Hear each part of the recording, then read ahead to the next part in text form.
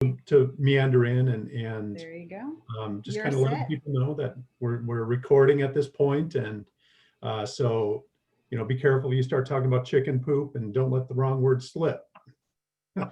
um,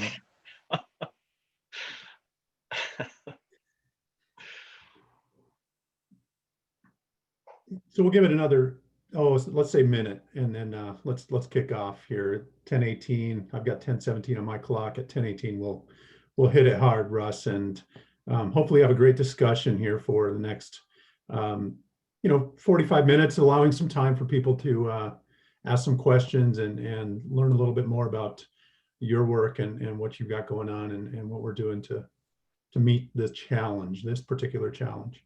Janae's doing the good work. I'm just a policy guy. I don't do any work.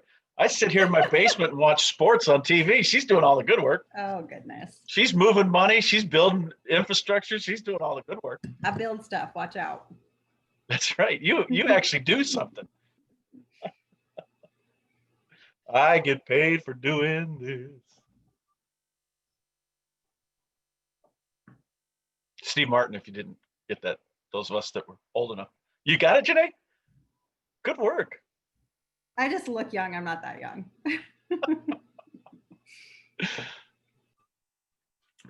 All right, let's get started.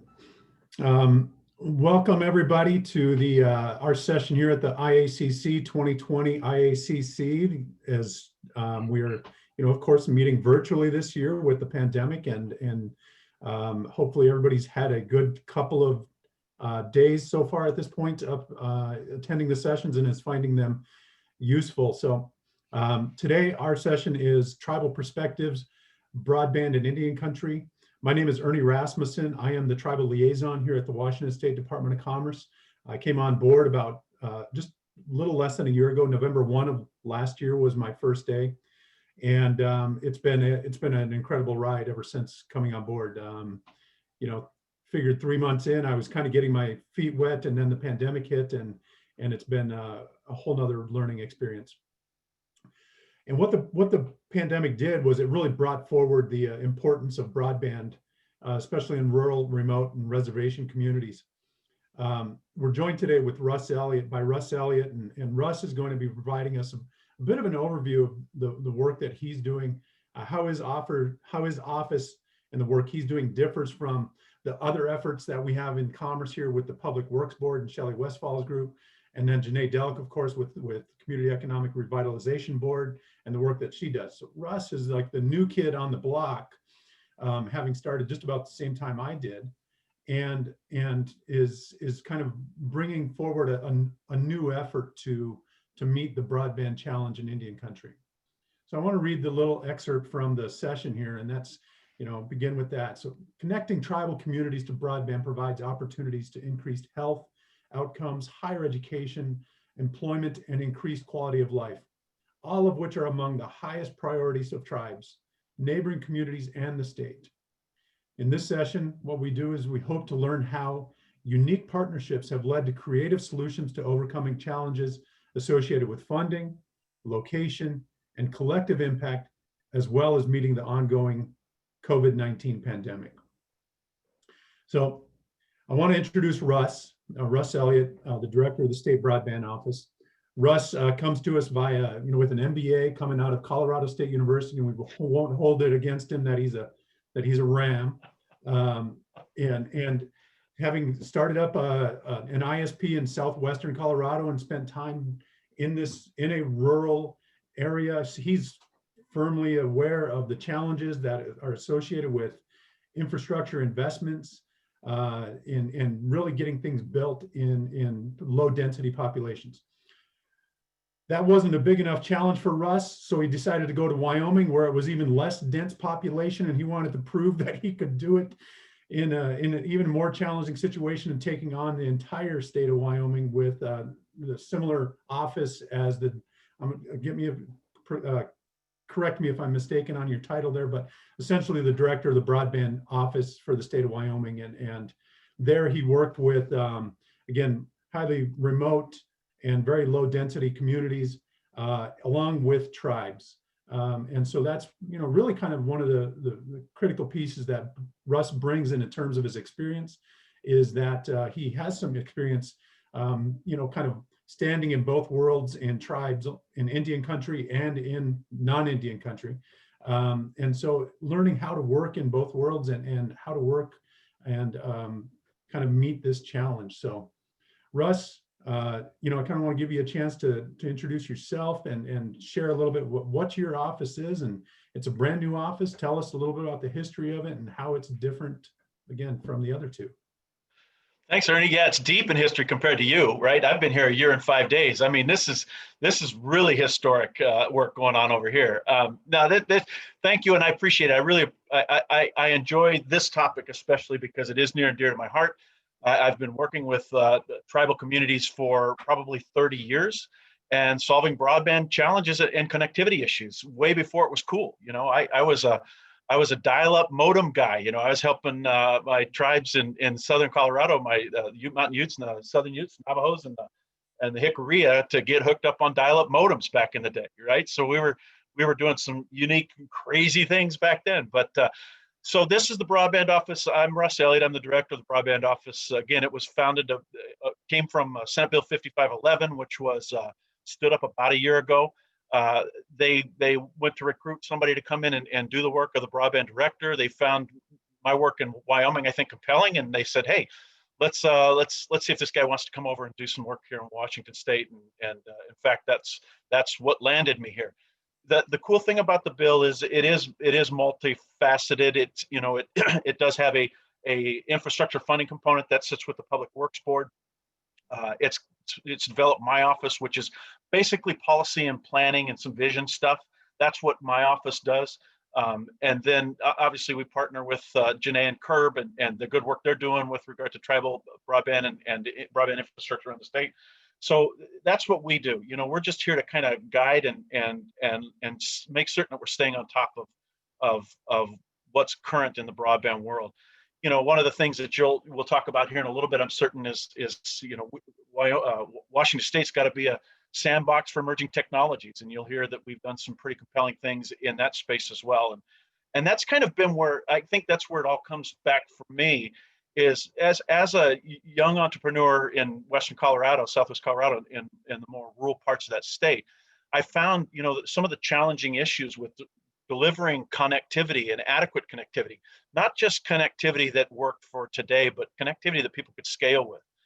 The Southern Ute tribe in Southwest Colorado was one of my first real breakout partners that I worked with, and they were a fortunate tribe. They had a lot of land lease opportunities there with oil and gas, and so they had some money to spend, and so cost wasn't really an issue. So it really was a great opportunity for me to work with a tribe that was very remote, that did not have connectivity, but wanted to be engaged in the venture capital game worldwide.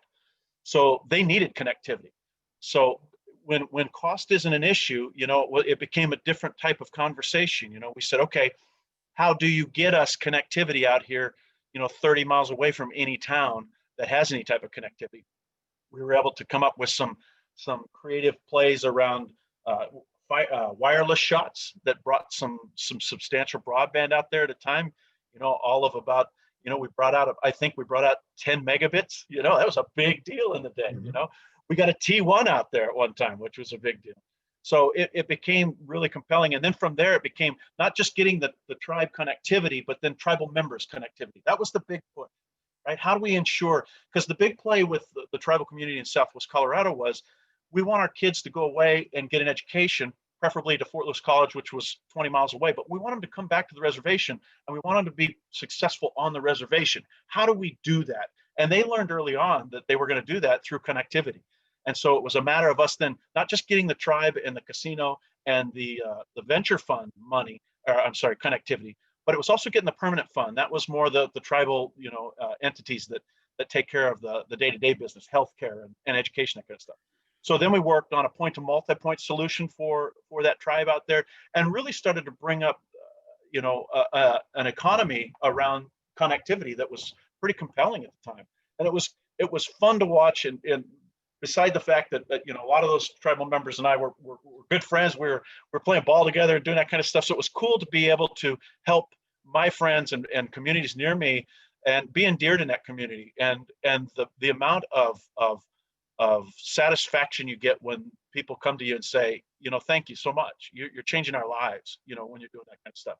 So it was early on, it really was infectious for me to get into that game and continue to push that.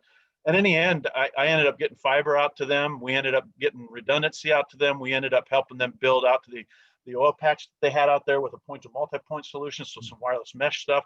We ended up connecting them down to the Navajo reservation down in Mexico. Did the same thing for the Mountain Utes down there too. And it was the same discussion, hey, the casino's certainly driving some of the revenue, but we really need connectivity for our members. And that was a little bit more of a challenge because there was a hill and some trees and stuff, but we were able to do some good work over there as well. And it was really, again, it became a community of people that were very appreciative of the work getting done. That's nice work to do. I love doing work where people appreciate that work. And so it really became a pattern of mine to really work closely with a lot of the Native American reservations down there, and along with the other work I was doing in some of the rural parts of Colorado and northern Mexico. So learned that really quickly, went to Wyoming and immediately focused on the Wind River Reservation up there, and the Northern Arapahoes and the Eastern Shoshone there. They share the reservation.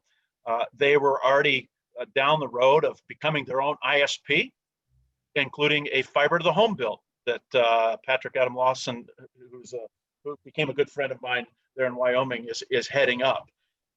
And I did everything I could to ensure that was successful, because when you walked that reservation, you saw an economic need there. You saw a need for some diversification, an opportunity, and it was amazing to watch them build their own fiber to the home network. So what I did at the state there is really tried to figure out a way to allocate some of the state grant broadband infrastructure money their way. There at the end, I had allocated some funds their way. They didn't get allocated yet, but I had selected them as one of those folks, and we had been partnering with some other opportunities there. But the big deal for us, which is what I'm bringing here to Washington, was Patrick and that reservation identified a need. They had a shovel-ready project. We knew the costs of infrastructure. We knew what it would take to get every tribal member hooked up on fiber. That's a difference maker. That's a difference maker, not just for today, but that's a difference maker for generations to come. That will encourage tribal members to go off and get their education and then come back and be prosperous in the reservation and with their family members and whatnot. So to me, it's a huge economic driver. It maintains the fact that Wind River Reservation in Wyoming is very, very remote. It's in the middle of nowhere. So it maintains some level of economic development, maintains some level of driving that economic engine up there.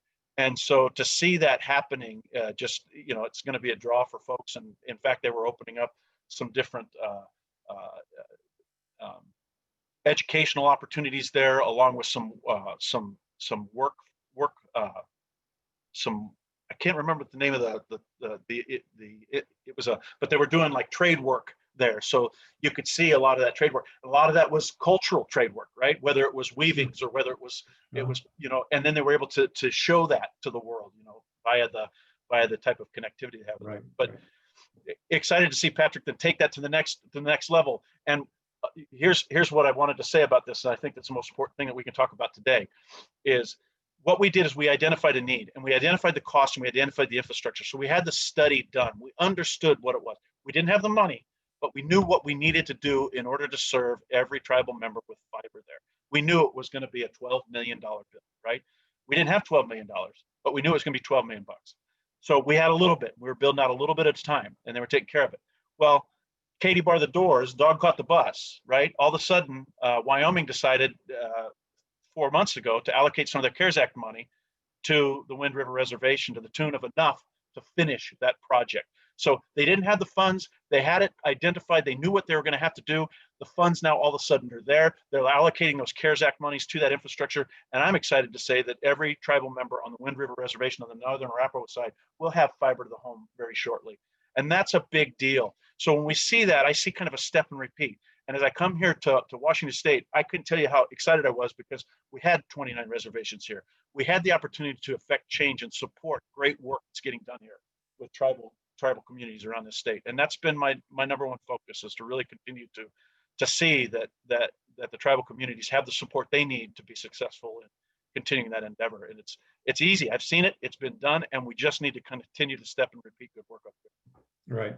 Cool, man. Thanks for, the history and I mean, some of the things that you just shared was, you really made some deep connections in Indian country. You were endeared, you were brought in, you're a partner.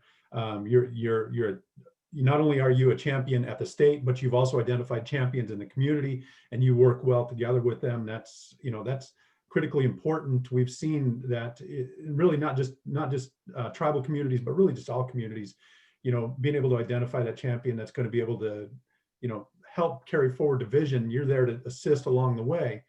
Another key takeaway on what you just said was the importance of planning. I'm a planner myself, by my education and my experience. The importance of planning and getting things ready so that when the opportunity strikes, as you said, what is it? Katie barred the door, the dog cut the bus. Is that what you said? Get it done. It's time to get it done. And so those plans that, everybody feels like, it's a planning effort, it's going to sit on the shelf and it's going to get dusty, those things, should always be ready to roll at any time. So broadband plans, as we're seeing, with this influx of CARES dollars and, perhaps another round of stimulus coming our way, it's critically important to continue those planning efforts. You mentioned, I'm going to go back a little bit. You mentioned 5511 and how it allocated some resources. It helped support some other work in other offices and then supported the creation of your position. Am I correct in that within 5511, there's some mandates in there that you are required to meet by certain dates? And would you mind sharing what those are and what those mandates mean? Yeah, absolutely. So there were a number of deliverables in the legislation, and a couple of them, are interesting. One is that everybody by 2024 has 25 megabits down and 3 megabits up at their homes. By 2026, all anchor institutions, which would be schools, libraries, businesses, those types of things in communities, have gigabit connectivity, which is fiber, right? And then by 2028, everybody in the state has 150 by 150. So 150 down by 150 up. So as a guy that comes from the industry, I've attached myself to that final moonshot goal because it is unique. It is the most aggressive goal in the country, and we need to be proud of that. We need to support that. And yeah, it's a moonshot. If people, you ask me in the back of a bar somewhere and say, "Is that really attainable?" I'm looking at you going, "I don't know," but it's a goal that really sets us up for success. If we attain it, we will have taken this state to another level of advancement that will be unparalleled in the country. So I like it. The other thing that 150 symmetrical does is it really mitigates the 25-3 discussion. For those, because I come from the industry and I built these networks, I built fiber networks, I built copper networks and wireless networks. I know 25-3 is not a precursor to 150 symmetrical. 150 symmetrical is a whole different technology. So if that in fact is our goal for 2028, we need to not focus on this 2024 goal, and we need to focus on building that future-proof, scalable infrastructure that will ensure we can attain that and really set the state up for future success for generations to come, not just for our selfish needs today. Unfortunately, a lot of the federal programs that we see out there today are set up on very meager requirements. 10-1, 25-3 as the benchmark, right? Those have long since passed, yet a lot of those programs still are funding that type of infrastructure and those type of programs. I'm excited. Janae's in here. Janae had forethought in her program to where they're funding 100 megabit, right? That's fantastic. I think that right there shows you some vision and some leadership that is well beyond this. Let's just get enough to get by, right? So I think my responsibility to the state is to continue to maintain the integrity of a very challenging goal, but ensure that any money we spend is spent on infrastructure that will be here long after I'm out of this job, right?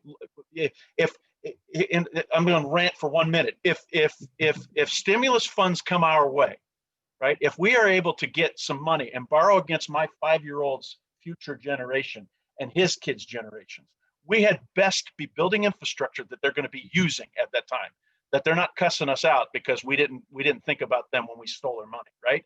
So I'm going to tell you right now that I'm going to be a bird dog on that, right? I'm going to sit down and say, we are not funding anything that is not going to be sustainable and future proof and be viable, 20, 25, 20 years from now. And currently that infrastructure really is based on fiber. It really is.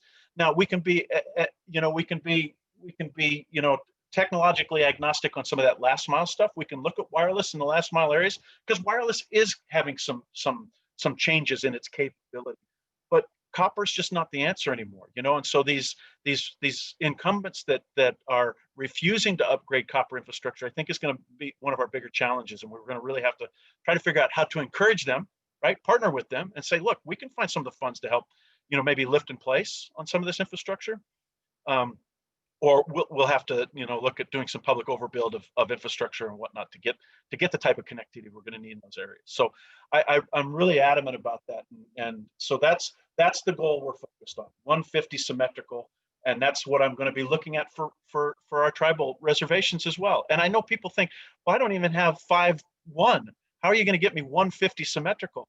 Well, let's just hold on to that. Let's hold on to that thought, and let's continue to get creative on those discussions. Because I'm going to tell you, based on a recent announcement we made, a week and a half ago, it can happen. It can happen overnight. And I think there's a lot of emerging technologies that are going to be out there that are going to help us get there, as well as some more creative thought from our existing providers that have, they continue. We have to remember these private providers are continuing to invest $2+ billion annually in infrastructure services in the state of Washington. We need to honor that. We need to respect that, and we need to help enhance that a little bit. We need to help encourage that to get even bigger and better. In areas where it doesn't make sense, perhaps we need to help incentivize that, right? So those are going to be the conversations. But I think back to what we talked about, Ernie, in the beginning, planning is going to be critical for us right now. Planning is going to be critical, and my office in our decision package going into legislative session here includes feasibility studies for all tribes. Right? I want every tribe to understand what it would take to build out 100% fiber capacity to every tribal member. We should know it. Doesn't mean we're going to do it, but why not have that as an understanding? We can work backwards from there. The win here is that every tribal member in this state is on fiber. That is the win, right? That is the ultimate. If you said what does the ultimate win look like? That's it. So let's understand what that would be. Is it going to be $1 billion? Is it be $2 billion? What is it going to be? Let's just have a number. And then we can work ourselves backwards into, helping get the majority of folks hooked up as soon as we can, and work on being agnostic on some of that last mile.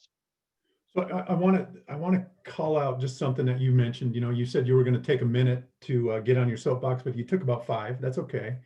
That's my nature. So I want to go back to that point that you brought up in that, again, we're trying to meet a challenge that does not necessarily meet the challenge of today, but if we're going to borrow dollars against our future, that we want to make sure that the system is robust enough. And I want to connect that to something that I shared with you recently, and that's the idea of 7th generation thinking. That 7th generation thinking allows you to consider that the impact that you're having today on the 7th generation, the generation you will probably never meet. It's funny, my kid and I just had this conversation, and we went back in the family tree and looked 7 generations ago. And that person had passed away in the late 1800s. Wow. She did not have a Christian name. She had, a completely Native American name, and the decisions that she was making and she was helping guide in the community is continuing to have an impact today. So I applaud you and Janae for the foresight and really applying that thinking here. And again, in tribal communities, it becomes so critically important that we begin to consider that. The other piece that you mentioned was the importance of planning. And so we picked up today, we've actually hopefully picked up some new language to insert into our plans with the idea of Senate Bill 5511 guiding some of that language, and the need for symmetry, in a 150 by 150 connection by 2028, and being able to actually support utilizing that policy decision that was made with 5511 to guide and insert into some of our local plans. So, really good there. I want to make sure that, I honor what we actually promised in this session, and that is a discussion about unique partnerships that lead to creative solutions to overcoming this challenge. And so, I know that there are some really cool partnerships that you've been working on. We've got some on the east side of the state with tribes. We've got some on the west side of the state with tribes. Where would you like to begin? Because I think there's some pretty cool ones that I think you would want to share and really provide some sense of hope, something that people can feel like, hey, it's possible. Yeah, well, let's start at the easy one, right? The announcement that was made a couple of weeks ago. I was on a phone call. As you know, tribes are near and dear to me, right? So as COVID came around, we're trying to figure out, okay, how do we make certain the tribes have what they need in order to, to still be relevant being at home, and I had a call with Melvin John Ashew out at the Ho Tribe, and it happened to be a call during a storm at the beginning of COVID. I mean, you couldn't have had more bad things going your way. He had a monster storm going on out there.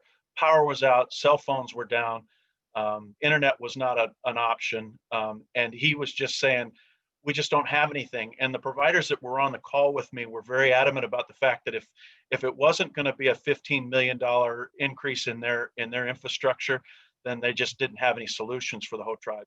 And being from my background of bringing broadband into 14,000 foot mountain communities, I said, that is not an answer. We can solve this problem. And within 10 minutes, I had talked to some folks that allowed me to do a quick feasibility study on that location. And I had a wireless system design, albeit I was unaware of the magnitude of the size of the trees. The rainforest.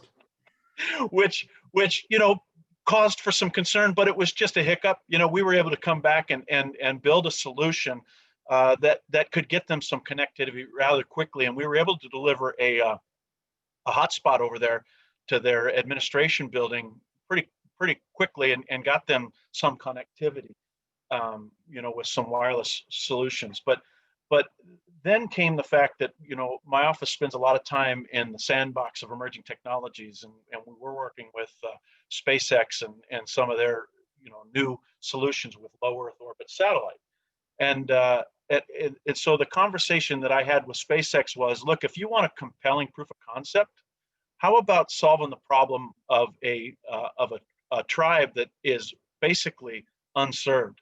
Basically nobody's going to pay attention to because it's just too remote and it's too hard to reach and it's too much of a challenge for us to do. And they said, well, we'll consider it. Why don't you put us in touch? And then I put Melvin John in touch with them. Melvin John took the reins. He ran with it fast and hard. He was excited about it. He was motivated by it. He knew what it would do for the people of his community. And I'm proud of him, and I'm proud of what they did over there. He took the risk. He took the leap and went forward with SpaceX and the Starlink technology. They were able to come to an agreement on how to get that done. And overnight, the Ho Tribe went from having no connectivity or very minimal connectivity to 100 megabit to every home. 100 megabit to every home. That's a big deal. So they're actually better connected than probably 80% of the people in this state right now, the Ho Tribe is. Right. And that was because of their courage and their willingness to be out there in the forefront to take a risk on a technology that wasn't proven. Also for SpaceX to take that risk to say, you know what, we'll try it. We'll see. We don't know, because they didn't know. So this is really cutting edge, and it's really the forefront, and it's the first of its kind in the country. It's a big deal. It really did. It made national news, and it was a big deal. But in the end, what it's done is it's brought, and if you talk to Melvin John, he'll tell you all day long, it's changed their lives out there, and education, healthcare, telehealth, telemental health is the thing that he's throwing at me a lot. He says it's just going to change. It's changing our lives. It's improving the quality of life. And the funny statement that Melvin John made to me, I think he lives in Forts actually, and he said, you know what, I'm going to actually move back to the reservation, I think, because it's better connectivity at the reservation than it is in Forts. That's saying something, right? That's changing lives, man. That's making a difference. That gives me goosebumps, right? That's why I do what I do, because I love it. And just to have put those people together and have them take the leadership on that and run with it, it's worth every penny. And we continue with those conversations, and there's more opportunity like that. I've got SpaceX just as of yesterday calling me and saying, I want more of this. Let's do more of this. So it's time for us to start to partner with, with our tribal members in the state that have no other option, or the cost-effective option is not going to be there anytime soon. And let's see what we can do. So we're that's the big one. Obviously, on the east side, working with Spokane Reservation over there, we did some work on a feasibility study. We did the 100% fiber to the home feasibility study for them. We knew what it would cost. I think it was somewhere around 21 million bucks. So we have a number. Is it something we can get? I don't know. I'm not going to be the judge of that. What I'm going to say is we've got a number. We know what it will cost, right? We then backed off of that number and said, what would it cost us to serve 80% of the tribal members who are in 20% of the reservation area? All of a sudden that made sense, right? Oh, that's $2.5 million for fiber to those folks. And then to do the rest of the reservation with wireless, another, maybe another $1.5 million, right? So now we're at $3.5–4 million and everybody's got connectivity. That's cool work in my opinion. And they're going to be taking that. I think they're leveraging some of that study right now to build out, which is huge, and Ernie, you and I are working alongside the Colville right now to try to come up with some very creative solutions up there. They're aggressively working with some of Janae's money and some of the other things going on. There's just a lot of good things going on. And what we need to do, and what my office needs to do more than anything, is centralize the conversation and share best practice and ensure that tribal members are talking to tribal members around the good work that's getting done and how it can be, beneficial for those entities. So you mentioned some of the work that Janae's her program has funded with the Colville Reservation, creating a partnership with their 2 county broadband action teams, because the Colville Reservation overlaps both Okanagan and Ferry County, and so they've kind of had a multi-pronged effort to really kind of insert language and help lead the discussion really across all of North Central Washington, serve as a convener of both of those counties. I want to make sure that we leave enough time for questions because we've got about 12 minutes before the top of the hour.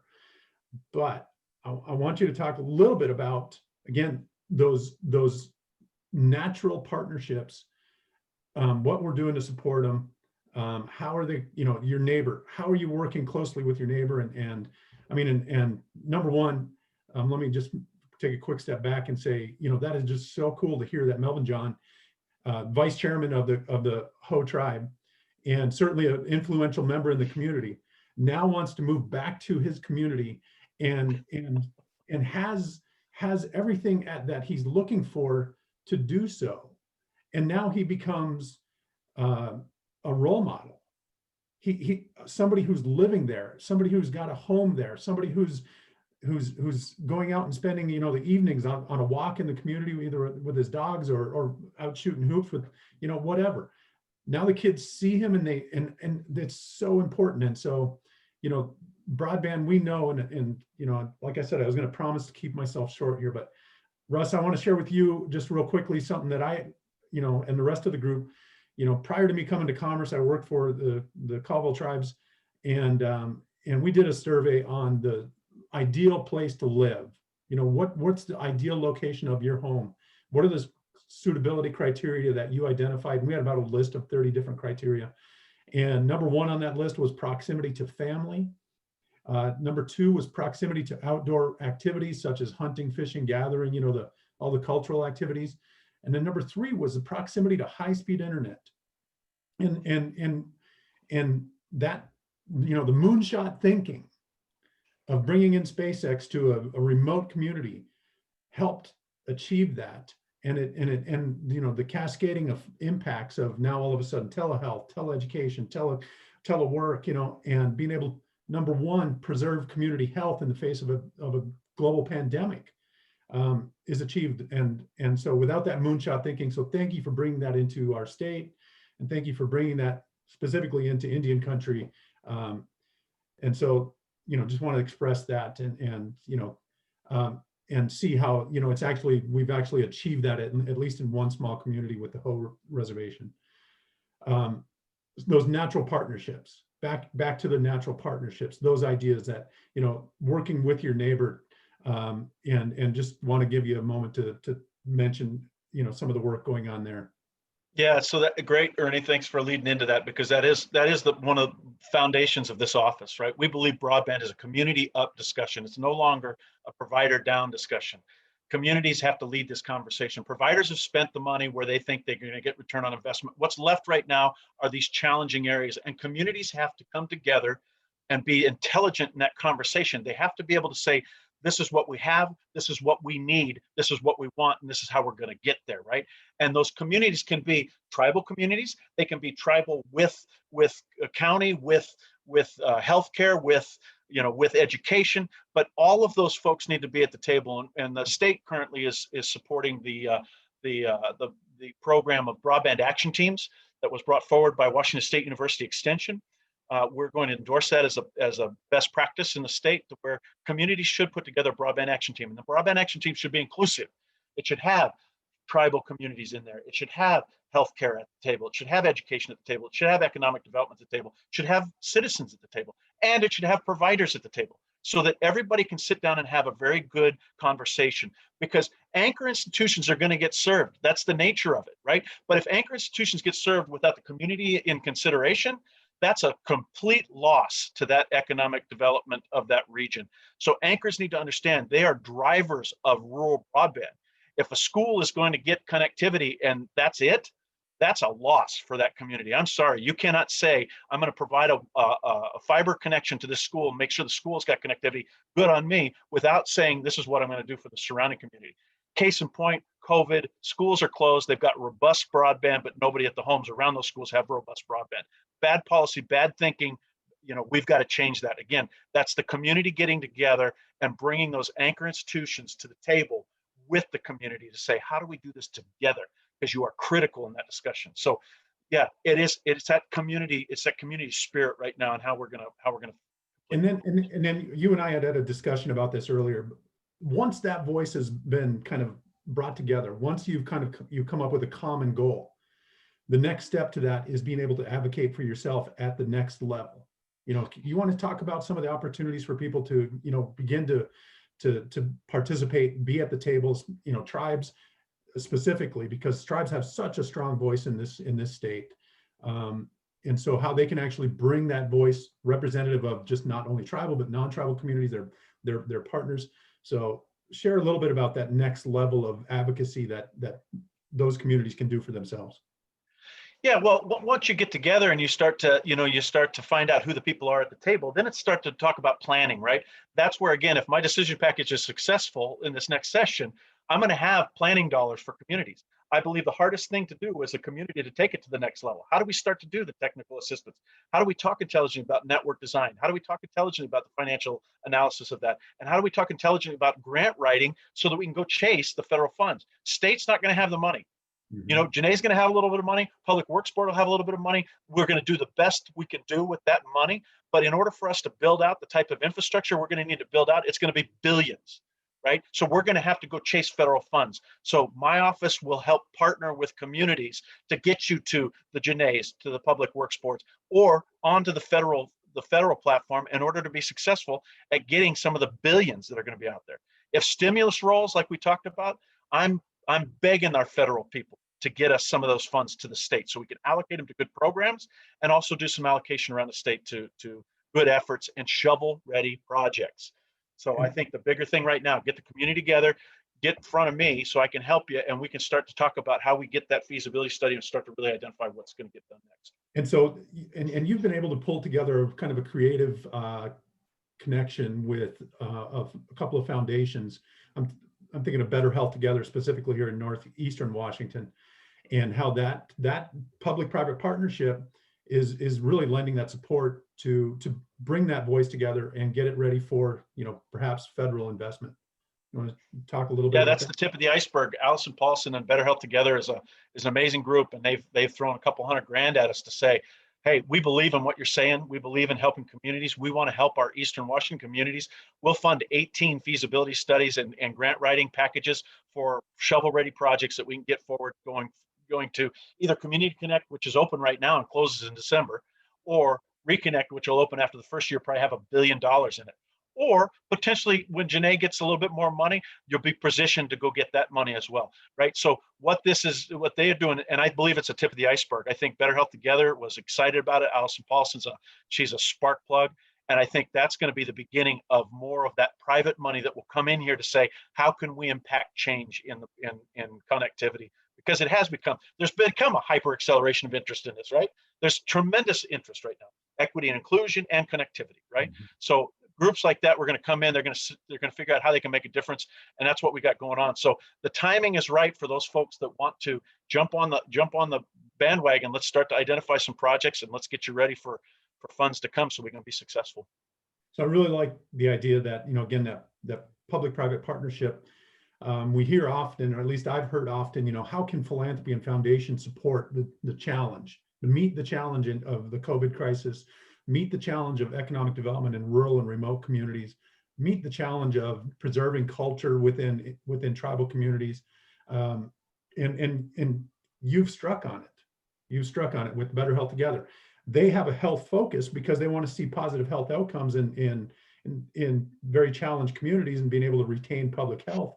But on the collective impact goes far beyond health. And so this should, that type of work, that planning work to bring that voice together, whether it's Janae's shop in coordination with the Better Health Together group, all working together in coordination to bring together a voice that gets it ready for federal philanthropic or state investment. Yeah, I can't tell you, Ernie, how proud I am. When I got here, the first meeting I went to when I got here last October was the Centennial Accord. And as I sat through that and watched a lot of the compelling discussions that were going on there, moved me around a lot of those discussions. But one thing that was missing was broadband. There was not a discussion around broadband at the table. You had all these tribes together, you had the governor there, and we weren't talking broadband. And it was just killing me as I sat in the back of the room and said, what are we going to do? And to have come now a year later and have these kind of conversations, we are making a difference. We're having some success in the state. And it's time for us next year to celebrate a lot of the bringing of completion to service to a lot of these folks, and that will be the measure of success for this office. Right. I appreciate this opportunity, and really, I beg people to contact me to talk to me about it because I get excited about it and I think I can make a difference for folks. So please let me support any initiative across. Right. Russ, you've been a much welcome partner in the state. I find myself, inspired by your work, and how you've been able to work in coordination with the existing programs. Each of them has a different area. You've been, really good at this. We're just about at the top of the hour here, and we got about 15 minutes left. I want to make sure that we give folks an opportunity to ask questions if they have any. Welcome to enter them in the chat box, and we'll get to them if that's the case, or just simply to barge in. Please, don't hesitate to insert yourself into this conversation. But until we've got some questions that pop up, Russ, I want to make sure that. Oh, here we go. There. Yeah, I just had a question regarding like Wind River Reservation. What was the population? I'm just so you know, I'm Jamestown Sklallam tribal member. Cool. Our population is about 600 people, and I currently work for the city of Oak Harbor. And I know the city is currently working on a broadband issue. So it's been great, excellent presentation and overall. But just what was the population of Wind River? Yeah, I think they were around 1,800 is what it was total across the reservation. Yeah, it's a bigger reservation, right? It's spread out, and it's two tribes on one reservation. So it was and so what I'm understanding right now, Gideon, is it looks like that the Northern Arapaho are kind of the primary developers of it, with the intent to eventually get it out, to the Eastern Shoshone. But at this point in time, it was 100% fiber to the home to the Northern Arapaho with the money they've got. It is what it looks like. And again, the cool thing about it is tribe owned. It is tribe owned. Yeah. Right. This whole infrastructure is Wind River Internet, and it's tribe owned, and they are doing it, and they just kind of started to figure it out, and very proud of that. And nobody's going to take care of you better than you take care of yourself, and that's what's going on there, and wanted to do everything I could to promote that. Very cool. Did you work with like the tribes, like economic development, or was it some other entity within that tribe or directly council? Well, they had already stood up the Wind River Reservation Internet Company, and they had a little wireless WISP thing with a little bit of fiber going. They just stood their fiber hut up, and so I had the luxury of already having that established, and just helping encourage and take it to the next level was my game. They had found some tribe partners that helped fund some of the foundational work that they were doing there, and it was and then tribal council and just the the different folks there that really rallied around it. It was a tremendous win for them. Awesome, that's great. Yeah, thanks. And Gideon, the Tuscalalum have been one of the stellar examples of tribes that have taken the telecommunications challenge with JNet, folks that are doing there. They actually tapped into today's program, the Community Economic Development Board, to deploy some of their programs. They got, I think, the big successes they have is the cell tower right there in Okay, yeah. that actually looks like a tree. It's pretty cool. And so Jamestown Squalum has, they're not taking a backseat to anyone. The work that they're doing is really an example, really for the rest of us. I think one of the pieces that Jamestown JNet is providing is some technical assistance to other tribes. So they're actually, I know that they're working currently with the Spokane tribe to meet their broadband challenge with the electric towers. They're in communications with a few other tribes to begin to do something similar. And so, I don't know, man. Just what Right Russ, now, I'm just seeing. when you own it, you take care of it. Well, we're seeing this really great development of resources that are intertribal. So we're buying native. Some tribes are able to speak their fellow tribes. You got something to be proud of getting. Thanks. Gideon, are you in a call center or something? No, I'm here at work. Does it sound like I'm in a call center? Or? Yeah, it does. Yeah. There's a ton of people in the background. Yeah, it gets pretty chatty. I share an office with like 5 engineers. That's cool. Well, let me know if there's any. Well, let me know if there's anything I can do to help on the policy planning side with you guys to get you more success, in some of the things that you guys are trying to do, because you're leading the way, and I've heard a lot of good work going on up there. So, thank you. Yeah, we'll do, and I'll connect with you folks on LinkedIn or something like. Perfect. Yeah, sounds good. Thanks, Gideon. Hey, Russ, while we got a little bit of time between questions, I want to ask a question about the importance of symmetrical. I painted out a scenario for you at one point that, let's say the whole reservation, they've got this great new tool. And certainly we have other resources we need to be supporting them with their economic development vision, planning and being able to really take full advantage of this tool. And it's not just now the internet has now shown up, and it's now turned into something that actually is a detractor from the sense of community, the sense that it's a unique culture. And tell me a little bit more about what symmetry can do and why it's so incredibly important. Not just for tribal communities, but when we hear rural communities saying they want to retain that sense of rural nature and how symmetry can provide to retain that sense of unique community. Tell me a little bit more about why symmetry is so important.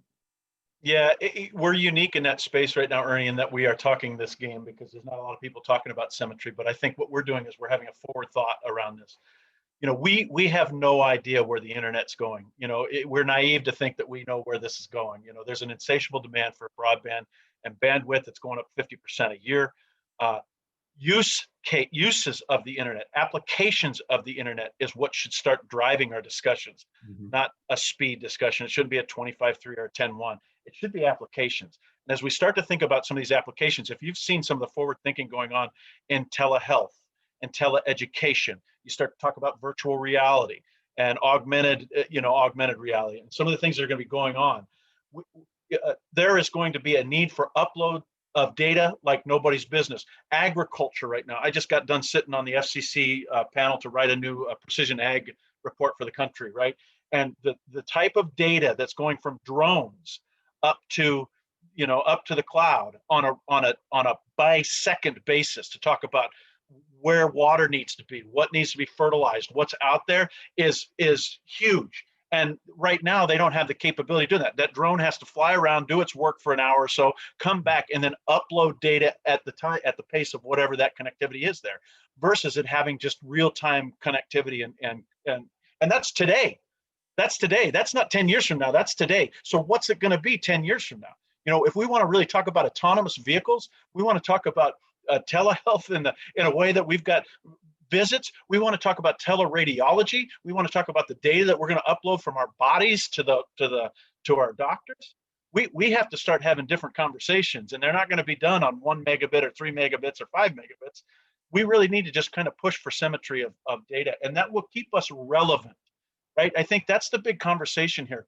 The whole electricity thing happened back in the early 1900s, and the folks that, electricity came about, but a lot of communities said, you know what, I don't need that. I can still burn gas, and I can do oil lamps, and we're fine. We don't need electricity. Well, those communities are no longer here, right? They were fine for that period of time, but because they didn't take the initiative to understand what it's going to take for them to be relevant in today's economy, today's national and international, stay competitive. We're going to have that. Broadband is going to be a commodity that is needed, and in order for us to maintain relevance in a lot of these areas. So for tribal communities to maintain relevance and to continue to be a producer, not just a receiver of and a consumer of, right?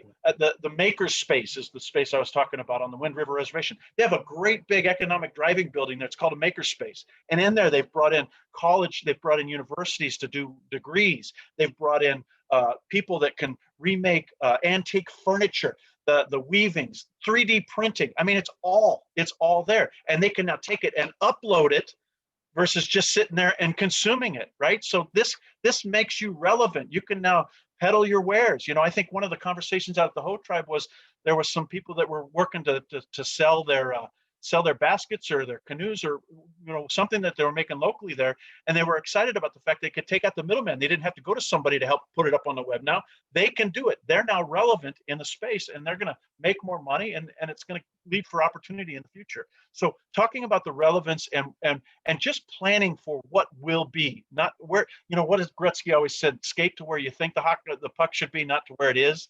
So that's kind of what we're doing right now. We're really having those conversations versus let's just take care of what we have today. And it's challenging in an environment with COVID. It's very challenging because in an environment with COVID, everybody wants to be acting now. What are you going to do for me today? And we do have that responsibility. We have that obligation to try to help people today with some technology, but it cannot derail our need to continue to look at our future-proof, scalable obligations for this state that'll happen over decades. We've got one question. I want to make sure that we get to it. Catherine asks, is the technology of 150 symmetrical been discovered, or is it still to be discovered? Yeah, good question, Catherine. So here's the answer to that. Fiber infrastructure right now, we do not know the capacity that fiber can run right now. Fiber is running multiple gigabits, tens and hundreds of gigabits. So we've got the technology to do 150 symmetrical easy if we can get fiber out. The glass, we call fiber, it's glass, right? And it's only constrained by the electronics you put on each end of it, right? So you have this very, very pliable and very scalable piece of infrastructure sitting there just waiting for new electronics. And every year we build new electronics that split light on glass and can make it even more scalable and future-proof. So that is the technology that's preferred right now. And I'm going to tell you right now, based on what I'm seeing from the low Earth orbit satellite and these initial beta tests, we'll be seeing symmetrical data out of there, probably at the gigabit speeds.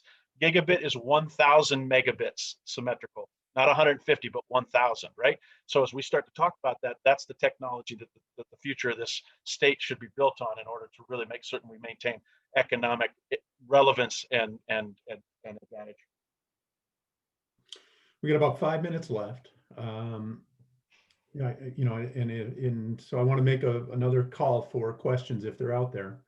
But otherwise, I really just want to recognize, the fact that you brought up the idea of tribes as producers, and how that the internet can actually become a source for cultural preservation.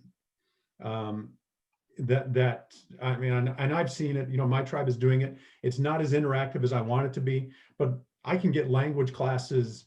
I'm Oneida. I'm from Wisconsin. There's 15,000 Oneidas across, just scattershotted across the United States. We all want to be able to, feel a sense of connection to our community and our culture. And so there's times where I'm, still looking at, how do I do that? So this particular, being able to have that cultural connection, being able to retain that, and being able to put your culture in a setting that may be directed towards your tribal members.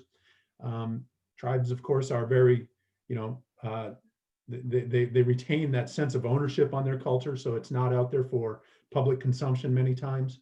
But being able to put it out and make it available to their own membership is critically important. And so for the Hoh tribe and among the other tribes that you continue to work with and provide the support to, and making those deep connections with, and introducing new partners, again, Russ, your partnership is welcome. And you and I have had this discussion about partnership. It's a partnership, and you're not looking to, you don't come riding in and trying to save the Indian, which is really appreciated. You're about a partnership, and you're allowing people to have their own successes, and it's genuinely appreciated. Well, I appreciate that, Ernie. And I think, Janae, I don't know if you want to take a moment to do a little plug, because, Janae is actually doing good work in the state with regard to some of the partnerships she's maintained and some of the funding she's done. So, Janae, do you want to give a minute to talk about your program? And you still got a little money left, and you're going after it a little bit more, and you're doing a little bit. Yeah. So, so in 2018, we got a rural broadband program that has a focus on community development versus like the true economic development curve is had a focus on for 30 plus years. So we started with 10 million, we got an additional 3.45 million. We got about $1.6 million left. That will probably be awarded either at the November meeting or the January meeting.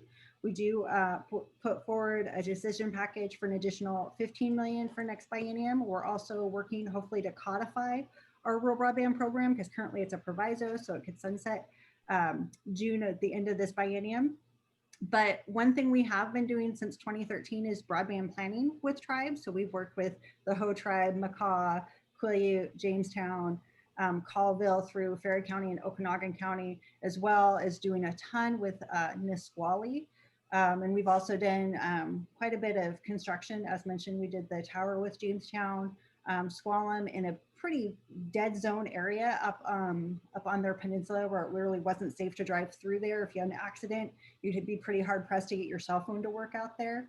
And then also Nisqually, we helped them build out their north end of their reservation. And within a year from when they applied, they turned on, in the middle of this pandemic, turned on 111 homes who are now at 600 megabits symmetrical. They're not currently charging for service to their residents, and they got devices out to all their residences before school started. They've started a construction company to do broadband. They're currently working with other communities. They're working with tribes to help them do their construction companies. And then hopefully be able to do some subcontracting with Nisqually, because they're turning down some work right now. We don't want them to turn down work. They also have a training program to train the construction guys on how to pull it, drill it, hang it, splice it, all that kind of stuff. And the part that I'm most excited about what they're doing is they're taking care of their people on their reservation. They're 20 minutes down the road from me. I live in Lacey, 6 minutes from downtown Olympia, but all my neighboring communities are rural and underserved. And they tried to work with Thurston County and tried to work with Port of Olympia, who just timing wise didn't work. And the tribe knew they could do it quickly. So they're currently doing 3 planning projects with neighboring communities that are not on their reservation, but in their federal service area.